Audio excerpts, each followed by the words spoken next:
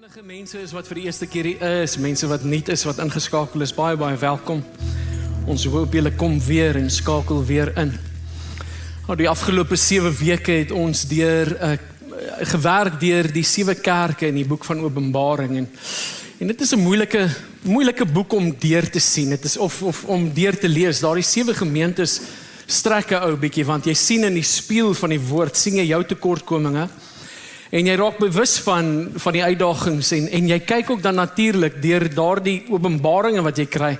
Begin jy dan luister na leraars en gemeentes se algemene boodskappe en sulke dinge en jy begin agterkom dat jy weet hierdie goeders is relevant vir ons vandag nog en ons as mense waar ons ook natuurlik staan in verhouding met die Here. En byvoorbeeld in Efese sien jy dat God hulle konfronteer oor die feit dat hulle praat die regte taal, die teologie is reg, maar hulle het hulle eerste liefde verlaat. En op 'n manier kan jy maar sê, hulle het soos fariseërs opgetree. Ons doen al die regte dinge, maar ons hart is ver verwyder van die Here. In Smyrna het ons gesien hoe die Here hulle eintlik prys en eintlik hulle ophef en sê, luister ouens, julle doen great, julle doen fantasties, hou net aan wat julle doen.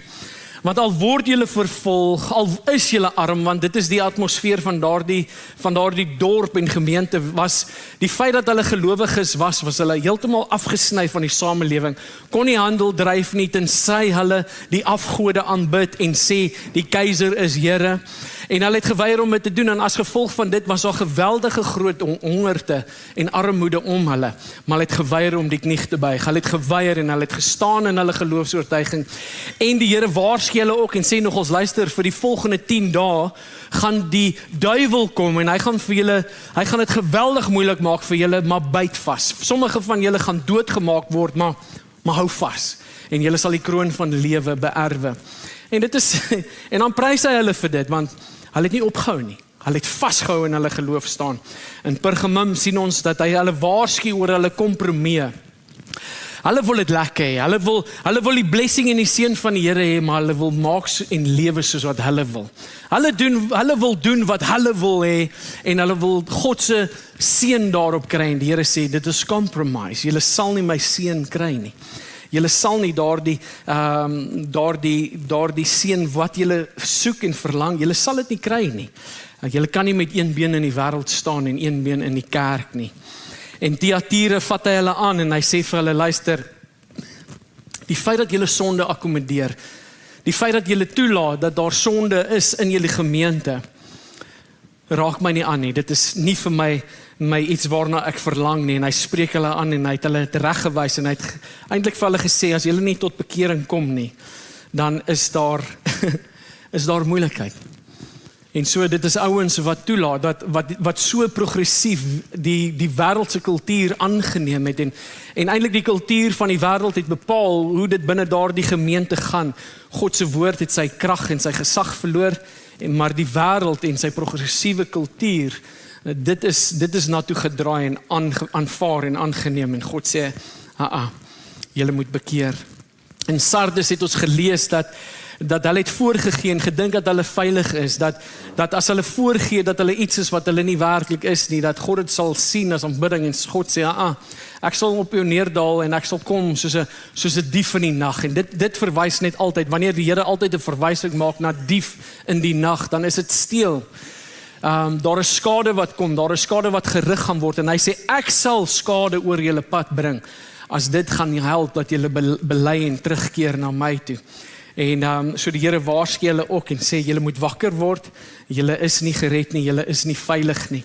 In Philadelphia lees ons hoe die Here weer vir hulle daarom prys en sê, luister, die feit dat julle die woord bewaar en julle lewens om die woord en Jesus Christus bou, is vir my 'n aanwins. Julle het nie die woord verloor nie, maar julle het vasgehou aan hierdie woord. Julle het aangepas by die evangelie van Jesus Christus. As julle iets gelees het en gesien het en julle het die openbaring daarvan gekry, het julle dit ontvang en julle het julle self onderwerp aan dit en julle het gegroei in heerlikheid en in heiligheid. En hy het hulle eintlik geprys vir dit. En Laodicea sien jy waar die meerderheid van kerke van vandag is. Waar daar's groot kerke, groot gemeentes en die samekomste is altyd baie mense. Maar God is nie eens in die kerk nie. God staan by die deur en klop, en wie word dan aanbid as hy nie eens in die kerk, in die gemeente is nie. En die enigstes wat in die gemeente is die mens. En so sien jy dat dit is 'n gemeente waar alles gaan oor hulle. Die hele geloof, alles gaan oor hulle en om hulle te vergemaklik en sodat hulle kry wat hulle wil hê. En God is hier om hulle te dien en al sulke goedertjies. En God sê, ek is nie eens in die kerk nie. Nie een van julle is gered nie. En dit is die hartseer ding, want ons begin identifiseer met hierdie goeders. Ons begin dit raak sien in ons dag en eeu. En jy hoor die leerlinge, die lering wat van die verhoog afkom, en jy begin hierdie goeders identifiseer, en so begin jy eintlik half discern, wat is eg en wat is vals. En so as jy hierdie as jy saam met my deur hierdie 7 weke gegaan het, dan sou jy op 'n stadium bietjie ongemaklik gevoel het, net soos ek, hè. En dan kom jy agter en jy vra hierdie vraag, Here, waar is die plekke waar ek afgekoel het? Waar is die plekke waar ek teologies staan in waarheid, maar ek het my eerste liefde verloor? Waar is dit waar ek 'n kompromie aangaan? Waar staan ek met een voet in die wêreld, een voet in die been? Waar het ek op 'n plek gekom en in watter area van my lewe is U nie eens binne nie? U staan buite en klop. Maar in die naam van die Here word daar gepreek en ons quoteer die skrifte en ons sing die liedjies, maar U is nie eens daar nie. Waar is hierdie goeders in my lewe, sodat ek nie onder een van hierdie goeders val nie? En dit is 'n wonderlike ding, die woord is 'n wonderlike ding. Dit is daai spieël waarna ons kyk of waarin ons kyk, om te sien, wat is dit wat die Here van my verwag? Wat is die standaard wat ek moet handhaaf? En dan vertrou ons die Heilige Gees. Heilige Gees gee ons dan ook natuurlik die krag en vermoë om daardie standaarde te handhaaf en te bereik, want kan dit nie doen in ons eie vermoë nie, al wil ons hoe graag sterk wil, om 'n sterk willetjie te hê, om sekere goeders te kan bereik. Jy kan nie hierdie standaard handhaaf nie, en ons het die genade van God nodig, en dit is gebore uit 'n plek van liefde, nie van vrees nie, maar van liefde vir God, want dit is net hulle wat die Here lief het, wat in staat sal wees om te kan gehoorsaam. En ons sien dit, Jesus sê dit, if you love me, do what I say. En dit is 'n ding vir ons as disippels en natuurlik ook kerke. Hoe weet jy dat 'n kerk die Here liefhet? Wel, hy preek dit wat die Here bedien het. En dit wat die apostels mee aangegaan het. Dit is nie TED Talks die hele tyd nie. Dit is skrif en woord. Dit is konfronterend. Dit beïnvloed jou om beter te dink, om beter besluite te maak, om weg te stap van sonde, om te breek met daardie lewe van die verlede. Paulus gaan so ver om te sê, trek die nuwe mens aan, die nuwe skepping. Trek hom aan, sit die ou ene neer. En so sien ons dat ons is in hierdie konflik, in hierdie stryd binne in ons. En dat dit kos maar geveg, dit kos maar dat ons lewens neerlê. Maar die probleem is wanneer ons die hele tyd in die spieël kyk en ons sien ons swakhede raak en sonde en sondige patrone en gewoontes en hierdie dinge, dat dit vir party van ons voel asof die evangelie en om 'n Christen te wees baie swaar is. En jy verloor half jou liefde vir die Here en jou passie vir God. Jy verloor dit. Jy raak, is so moeilik. Hoekom moet ek eers probeer? Jy kom op daardie plek waar dinge vir jou, dit raak vir jou onsmaaklik. En dit is hoekom dit so belangrik is dat ons moet gaan na Genesis hoofstuk 4 en 5 toe, want na al hierdie dinge wat Johannes beleef, jy moet verstaan, hier is Johannes, hy's heeltemal, die keiser is moeg vir hom, okay, hy maak probleme in die Romeinse ryk, en as gevolg van dit, stuur hulle hom na Patmos toe, en hulle sê, jy moet nou daar gaan klippe fyn kap, en sulke goedjies, en daar kry hy hierdie ervaring met die Here. Onthou, hy is weg van die samelewing, hy weet nie hoe dit met die kerke gaan nie, hy het nie noodwendig die vermoë om te hoor hoe dit gaan nie, daar's nie noodwendig kommunikasie van almal af nie, en hier kom die Here, en hy kry hierdie woord van die Here af, en dit is Christus wat met hom praat, deur hierdie visioen, en hy hoor dat, weet jy wat, alhoewel jou lewe uitgegiet is, soos 'n drankoffer, jy gaan dit sleg met die kerke hou. Dit is nogals bemoedigend. Jy het jou lewe heeltemal onderwerp aan die wil van God, net om op 'n plek te kom waar jy op 'n ou ouderdom hoor, deur die Heilige Gees, deur Christus wat met jou praat. Uit die 7 kerke is daar 2 2 wat my goedkeuring het en goedkeuring dra. En ek wonder hoe teleurgesteld moes hy gewees het terwyl hy hierdie briewe skryf aan hierdie verskillende provinsies, aan hierdie verskillende kerke. En ek dink die Here het gesien, ja, die arme ou, ons moet maar iets doen. Ons moet iets vir hierdie ou doen. Maar terwille van tyd kan ek nie al die 2 hoofstukke lees vanoggend nie. So ons moet aanbeweeg. Want anders gaan ons dit nie maak nie. Maar ek wil graag vir jou vra, gaan lees dit, want dit is besonder en is so mooi. Openbaring hoofstuk 4 en 5, gaan lees dit vir jou.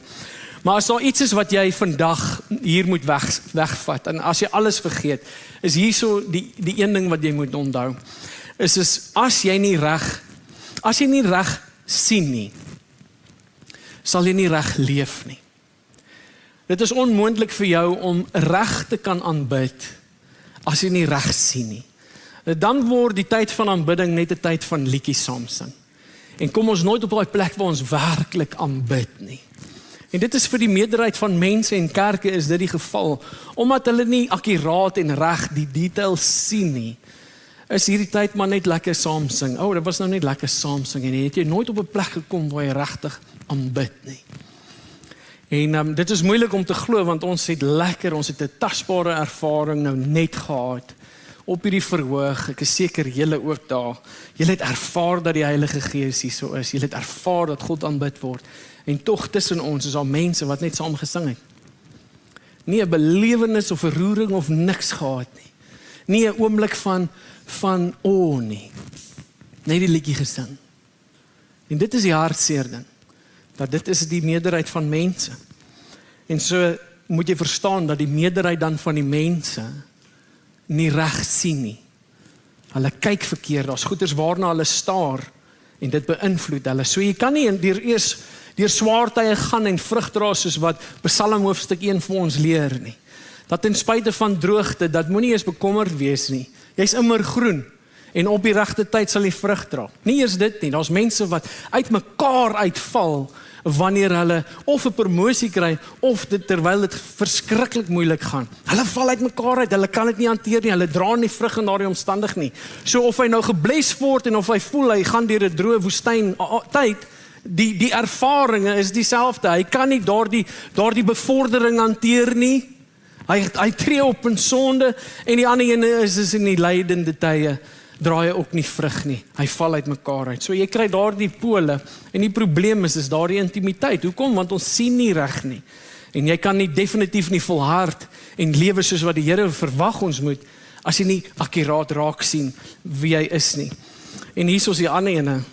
Jy sal nie in vrede sterf as jy nie Christus akkuraat raak sien nie. So, kom ons begin. Die eerste punt wat ek wil maak is kyk na die troon. Die troon is nie leeg nie. Openbaring 4 vers 1 en 2 sê Johannes, en hy kom op 'n plek waar hy's nou teleurgesteld en in hoofstuk 4 vers 1 dan hoor hy daardie stem wat met hom gepraat het, roep hom dan en sê kom na my toe. Kom na my toe.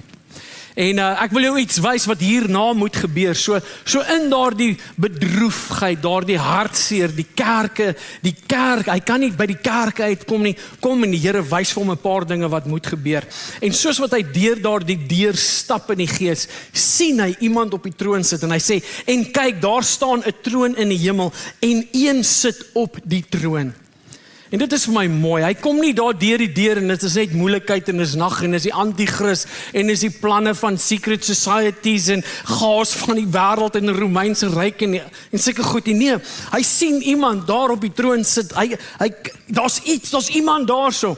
En dit is wat belangrik is vir my en jou wanneer ons op 'n tyd van swaar kry of 'n tyd van ellende deurgaan, is dit so belangrik om te onthou dat om daardie goeders die hele tyd na dit te kyk, gaan nie jou help nie.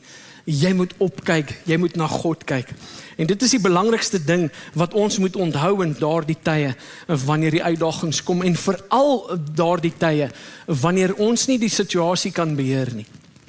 Die situasie is buite ons beheer, en hierdie bring bevryding vir daardie mense, is waarna kyk jy, wanneer kyk jy? En so, Psalm 103 vers 19 is baie mooi, hy sê die Here het sy troon in die hemel gevestig en sy koningskap heers oor alles. Sy koningskap heers oor alles.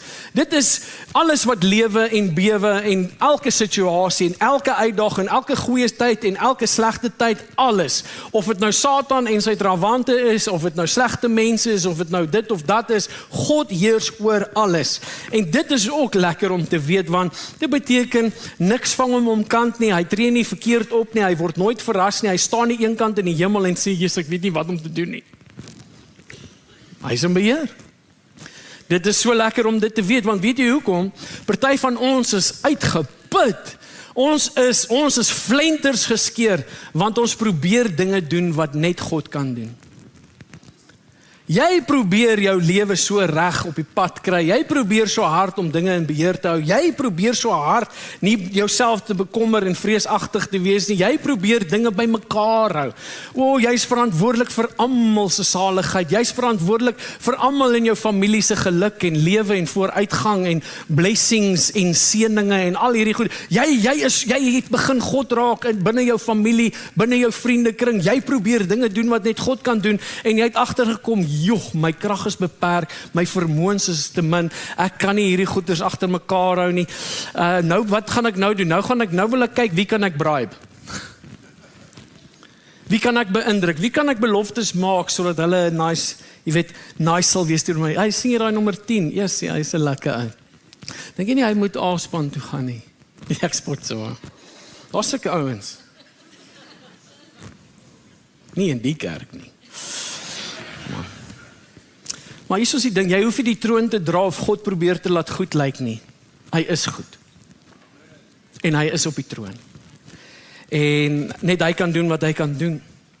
So oor daardie dingetjies wat jy nie beheer het nie, gee dit oor aan die Here. En erken, en miskien moet jy bely dat jy probeer God speel het, binne daardie, ek wil amper sê, daardie plek waarin jy is, het jy probeer God speel. Jy het gedink jy kan sekere dinge doen, en jy kan nie. Ons krag is beperk, ons vermoëns is te min. Nommer 2 is wanneer ons kyk na God op die troon, dan lees ons Openbaring 4 vers 3 en hy sê, en hy wat daarop sit, het in sy voorkoms gelyk soos die steen van jaspis en karnieul, en rondom die troon was 'n reënboog wat in sy voorkoms gelyk het, soos 'n smarag. Nou, dit praat van kleure. As ons verwys na jasper of jaspis, dan is dit daai diep rooi, bruinerige skakering. Karnieul is helder rooi of oranje rooi en dan smarag is groen. So daar's 'n groen reënboog. Dis nie wat ek en jy noodwendig in gedagte het van hoe die reënboog hier op aarde lyk. Hierdie ene spesifiek is groen. En dit is wat hy sien wanneer hy deur daardie deur kom en hy sien daar sit iemand op die troon. So net gou net weer konteks. As jy iemand hoor wat 'n openbaring van God op die troon gekry het en jy sien hy beskryf tot die plooie op God se gesig, dan moet jy koud raak. Want kan jy sien dat die hemel is vir hom oopgemaak, maar hy sien nie wie op die troon sit nie. Hy sien iemand op die troon, maar hy kan hom nie beskryf nie. En dan kyk ons programme, Christelike programme, en dan lees jy, dan sê daai ou vir jou, man, ek het tot gesien toe sy pinkie so maak. Die ringe op sy vingers, die pinkie wat so gemaak het, die sandale op sy voete. En dan raak ek bietjie koud, want hierso kry iemand 'n geleentheid wat God baie goed ken en hy sien die belewenis, hy beskryf die effek van God op die troon. En dit is God se majesteit en sy glorie en sy lig. Dit is wat hy sien. So onthou hierdie ding, ons ervarings, of dit nou profeties of in die gees of in 'n droom is nie hoër as die skrif nie. Skrif is veronderstel om te bevestig of daardie ervaring, droom, profetiese woord of wat ook al van die Here af is. Okay?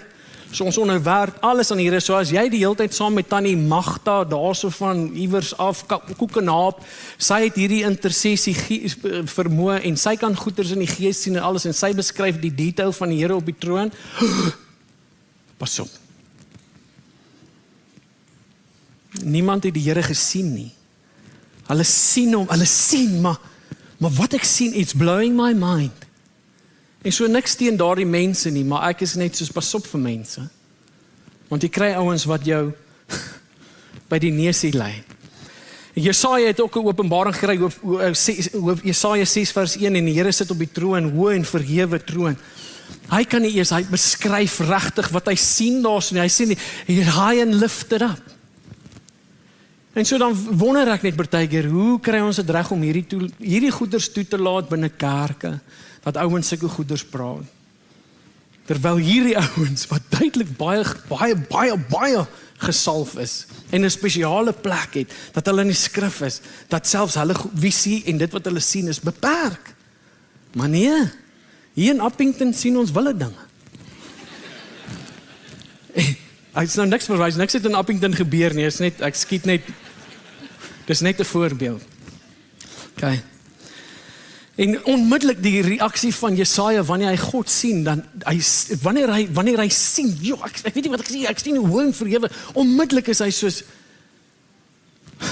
o wee, ek is verlore. Ander vertaling sê, o wee, ek is 'n sondaar. Onmiddellik, poef, as daai heerlikheid kom, dan sien hy, ek het die genade nodig, ek is jammer vir dit, ek is jammer vir daai, ek is jammer vir die, ek is jammer vir daai.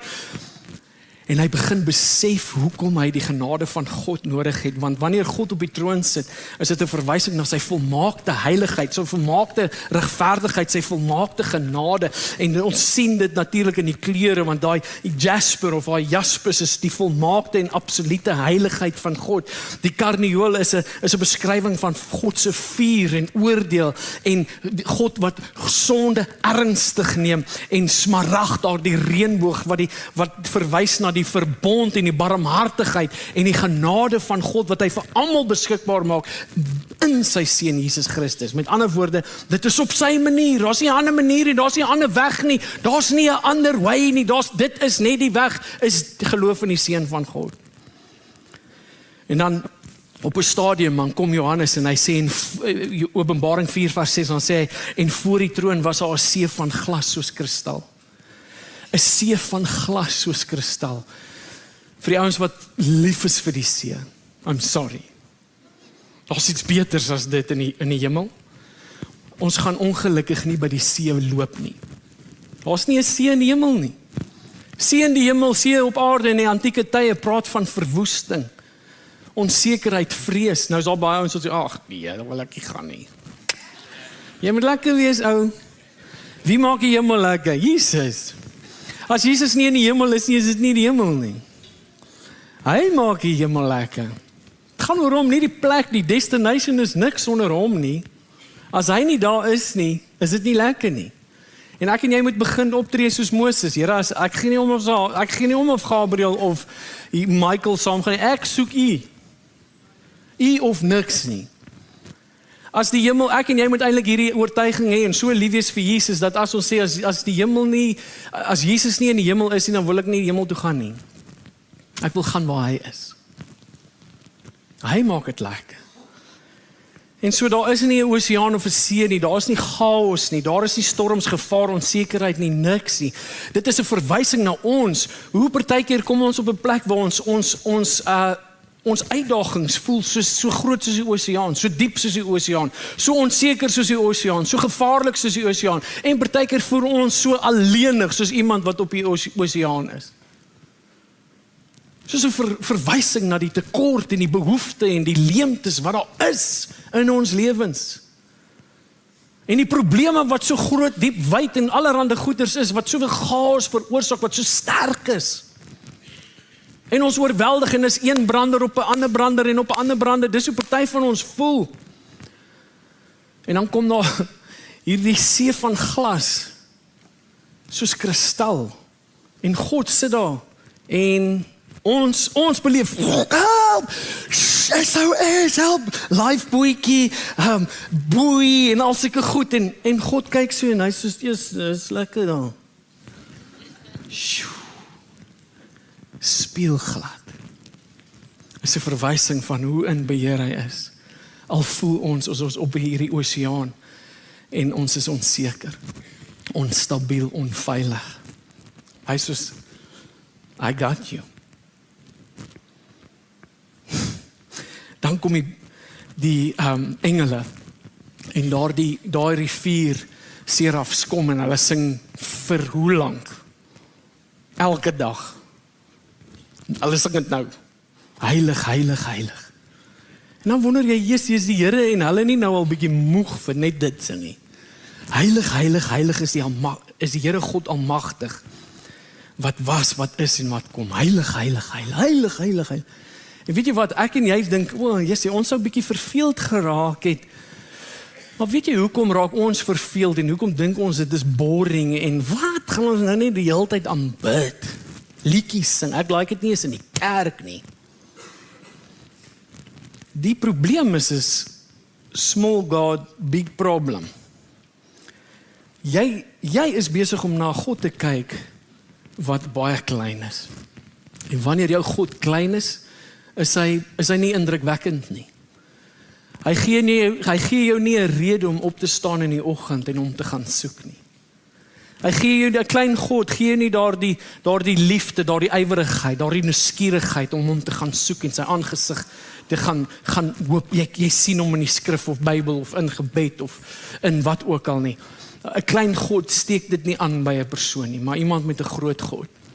Wat 'n groot God raak sien, is nuuskierig en ywerig en brand om in sy teenwoordigheid te kom. Sien uit om klaar te maak met werk, want ek het 'n plek om te wees. Ek moet iewers nou wees en kom hell or high water, kom egoli of loving or whatever. Ek het 'n tyd saam met my God. Dit is die verskil tussen iemand wat 'n groot God en 'n klein God het. Klein God, hoekom wil ek met hom tyd spandeer? Maar nou raak ek godsdienstig, skiet 'n gebedjie. Ag, ek weet jy's 'n God, maar asseblief gee vir my hierdie dingetjie. Groot God, dis is Here. Here. Here. Dis 'n groot verskil.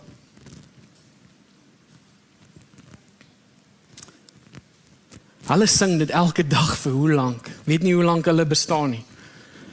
Hulle sing dit oneindig, want sy heerlikheid is oneindig groot.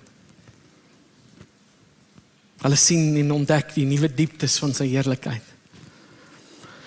En ek bid regtig, en ons gebed vanoggend was, en my gebed vir julle die hele week was, en vir myself is Here, geef my vars nuwe geestelike openbaring van wie U is. Ek bid dit dat ek het bid in my slaap, in my drome, as ek in my drome met mense gesels, dan sê ek, weet jy wat kort, ons kort 'n nuwe geesgevulde openbaring van God. Ek hoor dit die hele tyd deur my maal, elke keer wanneer ek iemand sien, dan noem ek dit, ek praat daaroor, ek bid dit het my taal geword. Ek besef dat ons as 'n kerk en die kerk en die liggaam van Christus oor die wêreld kort 'n vars, verheerlikte openbaring van wie God is. Want omdat jy 'n klein God koop jy op die manier wat die wêreld koop. En nie soos die Here wil nie. Die volgende ding is Openbaring 5 vers 1 tot 4 sê, wie is waardig om die boekrol oop te maak? En hy sê, maar niemand in die hemel of op aarde of onder die aarde was in staat om die boek oop te maak en daarin te kyk nie. En ek het baie begin huil, omdat daar niemand gekry is wat waardig is nie. Nou kom Johannes, nou sien hy hierdie beeld van God, nou raak hy begin nou net opgewonde raak. Hy sien al hierdie klere, hierdie goeders beteken goeders, hy verstaan dit. Smarag, hy weet, hy is nie dom nie. Hy is nie net 'n stupid visserman nie. Hierdie oud insig dat hy sulke goeders ken, verstaan. Smarag, verbond, liefde, genade, al hierdie goeders kom en skielik staan sit die Vader daar so op die troon en hy sit met die boekrol in sy regterkant, in sy regterhand en een van die engele roep uit, wie is waardig?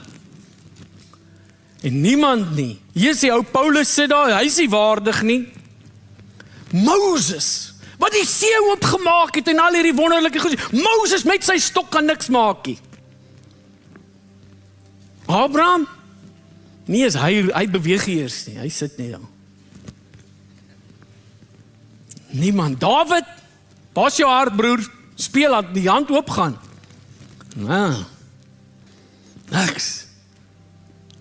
Huil, want sien daar is soveel ongeregtigheid wat gebeur het met kinders van die Here. Daar is soveel swaar wat niemand voorbetaal het nie. Daar is onregverdige dinge wat met jou en met my gebeur het. Daar is goeders wat ons wou wraak neem teen iemand, maar ons het dit nie gedoen nie, want die Here het gesê, "Los, vengeance belongs to me." En oor die jare is mense vervolg en doodgemaak vir hulle geloof. Hulle is onregverdig hanteer. Hulle is bespotting in die samelewing gemaak. Soveel so, dat mense wil nie Christene word nie, want julle is papbroeke, julle is lafaards, julle is nie. Meanwhile, besef hulle nie, hulle weet nie hoeveel selfbeheersing vat dit om jou nie nou te pot nie.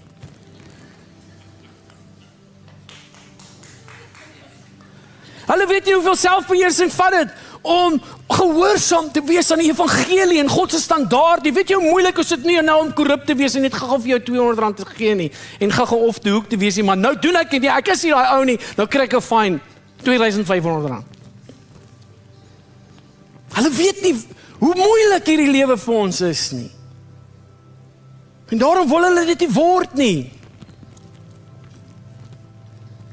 Ek wil kry wat ek wil hê, wanneer ek wil hê en soveel as wat ek wil hê.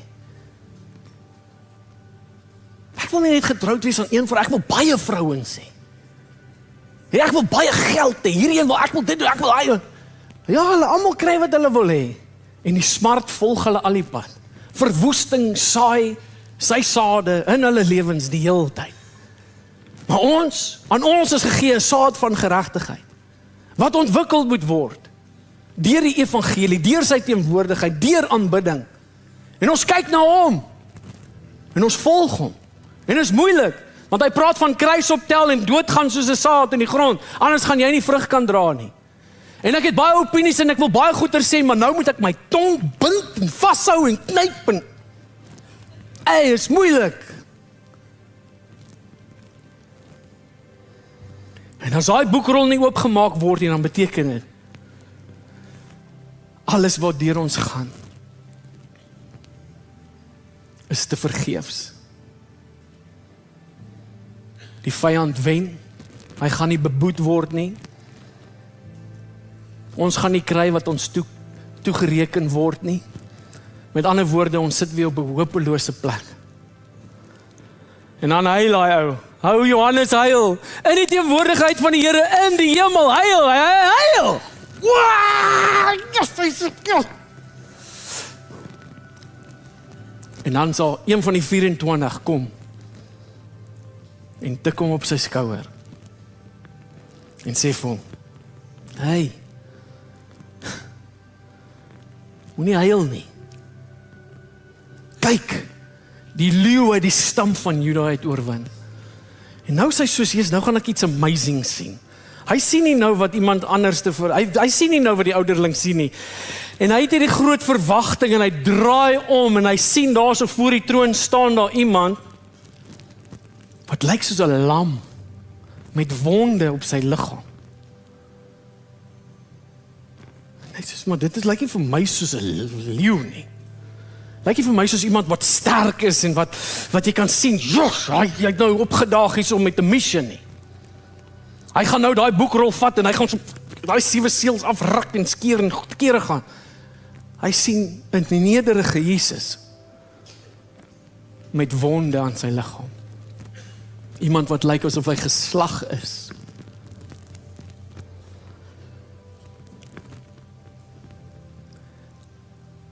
En dit is vir my snaaks hoe eintlik Johannes met al hierdie met al hierdie diep openbaringe sien hy nog steeds nie wie God werklik is nie. Hy sien die lam, maar almal in die hemel sien die lam, maar hulle sien die leeu. Want weet jy hoe magtig was hy om op daardie nederige manier te oorwin? Weet jy hoe sterk is hy eintlik om op so 'n manier dood te gaan en 'n bespotting te maak van die werke van die duiwel? En so kom hy ou en daai openbaring skuif Johannes en hy sien, maar God of Jesus is geweldig groot en sterk en jy kan sien, ons het nog daardie ding ook, want ons voel dat wanneer iemand in 'n mags- en gesagsposisie moet wees, dan sal hy heers en hy sal oorwin en hy vat en hy demand en hy's net soos wow, en En God sê, in my koninkryk werk dinge anderste. Wanneer jy mag het en gesag het, dan moet jy dien. Jy moet jou lewe neerwerp en mense se voete was. Wanneer ek jou mag en gesag gegee het oor situasies en dinge, moet jy jou lewe opoffer. Jy wat 'n leier is, jy moet ander dien. Jy moet jou kruis opdra. Dit is hoe die koninkryk werk. Dis hoe mag in die koninkryk lyk. En dan kom Openbaring 5 vers 9. En it's amazing. Het gaan oor die boekrol. Wie is waardig om die boekrol oop te maak? Dan sê hulle, jy is waardig om die boek oop te maak. U is waardig om die boekrol te neem en sy seels oop te maak, want nie u is almagtig, u is waardig omdat u almagtig is nie u is waardig omdat u die skepping geskaap het nie u is waardig omdat u wonderwerke verrig het en water in wyn verander het, nee, u is waardig want u is geslag en het ons vir God met u bloed gekoop. Dit is hoekom hy waardig is. En weet jy, toe ek dit sien en ek besef dat die hele hemel skree en roep uit en aanbid, want hierdie het gebeur, want u is geslag en het ons vir God met u bloed gekoop. Toe raak ek hartseer, ek raak hartseer op 'n stadium terwyl ek die preek skryf. Want ek dink nou aan die 7 kerke en ek dink aan 2 uit 7 kerke is vir God aanvaarbaar. Is God prys hulle. Hy het uiteindelik niks negatiefs om te sê vir hulle nie. Maar die ander 5 hulle is op 'n baie gevaarlike plek. Hulle dien nie die Here nie. Hulle embrace die progressiewe kultuur van die wêreld, die sondige kultuur van die wêreld. En hierso is hoekom ons as kerk hoekom ons nie nooit sal verander nie. Die ware kerk van God, die bruid van Christus, want die woord is vir almal, vir altyd. En die woord staan vir ewig, en die woord gaan nie verander nie. Met ander woorde, van geslag tot geslag, van generasie tot generasie, is daar een woord en skrif vir almal geskryf, tot in lengte van dae, vir al die tyd wat kom, vir al die kerke wat nog gebore gaan word, vir almal hier op aarde, is daar een skrif. En as jy hom nie aanvaar nie, en jy bou nie daardie skrif en jou lewe om daardie skrif nie, dan is jy, en dan behoort jy nie aan Christus nie. En dan kom op 'n plek waar, nou dink ek aan hierdie ding wat in my hart broei, en ek sê, ek is hartseer oor hoe ver weg die kerk van God geval het. Want ons kerke is soos Laodicea. God staan by die deur en klop. Ons sing en prys en kwoteer maar ons aanbid eintlik net vir onsself. Ons gebruik hom, sy woord, sy skrif, om ons te bless. Om ons lewens te vergemaklik. En ons rejoice en sing nie uit ons harte en ons wese, uit 'n plek van dankbaarheid nie. Want hierdie is nie vir ons 'n kernwaarde nie. Want u is geslag. Net daardie 4 woorde is veronderstel om ons lewens elke dag te transformeer. Maar dan kom ons in die huis van die Here en ons gaan huis toe en ons kla en murmureer en wys vinger en ons beskuldig hom van allerhande goeders, omdat ons nie kry wat ons wil hê nie. Stap mense weg van die geloof af, met ander woorde, hulle was deel van ons, maar hulle was nie waarlik van ons nie. Hulle was hier, maar hulle is nie hier nie. En ons het al ewige ondankbaarheid in ons harte. Terwyl ek sien hierdie ouens sing al vir hoe lank, want u is geslag. En u het vir ons gekoop met die bloed.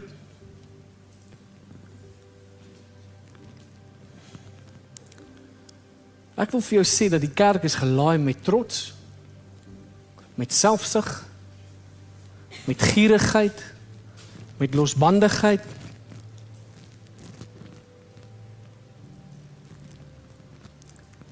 En al wil jy dit nie hoor nie, maar God moet weer iets aan ons harte doen. Dat ons weer terug kan keer na hierdie suiwer, dankbare plek, waar ons vir hom 'n offer bring. Maar die probleem is met daardie tipe evangelie en daardie manier van bediening, is as die kerk gaan leegloop, mense gaan wegbly, mense gaan sleg praat. Hoekom? Want die profesie sê, en in die laaste dae sal mense vir hulle leraars kry wat hulle ore kielie.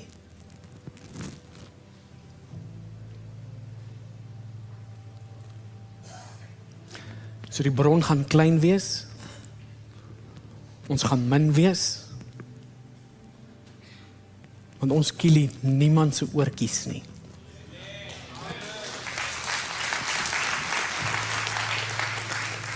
Dit beteken, julle sal net meer vrygewig moet wees.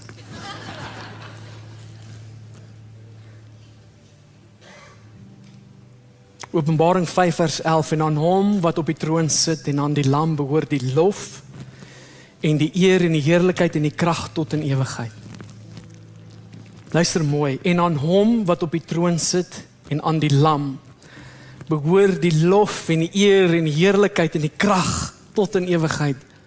Ek wil vir jou hierdie ding sê, as jy bedroef is en oorlaai is met sonde en jy sonde bewus en jy sien al die tekortkominge in jou lewe gaan nie eindig in chaos of wanhoop nie. As jy opkyk en jy kyk reg, gaan dit eindig in aanbidding en heerlikheid. Alles kan verander, prioriteite gaan skuif, maar jy gaan op 'n positiewe plek eindig. Hoekom? Want vir lank genoeg, en dit is 'n profetiese woord vir mense vanmôre wat hier sit.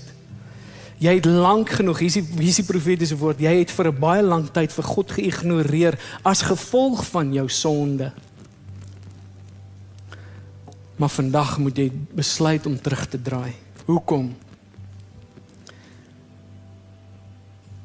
Sodat jy weer kan leef. Yes. Ek kry 'n ervaring tydens hierdie week terwyl ek hierdie boodskap skryf en ek ervaar dat jy kom maar jy's nie hier nie. Jy aanbid maar jy aanbid nie. Jy sing eintlik, jy's nie aanbidding nie, want jy skaam. Skaam vir goeders wat buite beheer geraak het in jou lewe. En dit veroorsaak net meer sonde, meer sonde, meer sonde, meer sonde. God sê draai vandag terug. En jy sal weer begin lewe. Jy bestaan nie. Jy lewe nie. Jy bestaan, jy wag letterlik vir die dag om dood te gaan. Maar God sê, ek wil jou lewe gee. Draai terug. Onthou hierdie ding. Wanneer jy onseker is in daardie moeilike tye en seisoene, waardeur ons almal gaan, kom ons leer om ons oë te lig na sy heerlikheid, na wie hy is. Want onthou, hy wat daar voor die troon staan met die wonde aan sy liggaam, herinner ons wat sneuwel en struikel en swak besluite maak, wat deur chaos en goeters op hierdie aarde beïnvloed word, hy het gesterf vir ons sonde. Hy het gesterf vir ons mislukkings, hy het gesterf vir ons louheid. Hy het gesterf vir hierdie tyd wat jy afwesig was en nie aangemeld het vir aanbidding en lof en prys en dit en dat nie. God het gesterf vir hierdie tyd waar jy gesukkel het, soos Dawid in Psalm 51. God het gesterf vir dit, sodat jy weer 'n herlewing oomblik kan beleef, waar God jou embrace, bely jou sonde, draai na God toe en hy sal jou vergewe. Hy is getrou.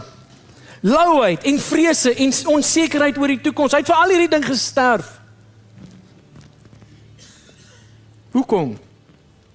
Want hy is waardig. Want hy is die lam wat geslag is. En so vanmôre wil ek jou bemoedig. As jy môreoggend wakker word, is die troon daarso, die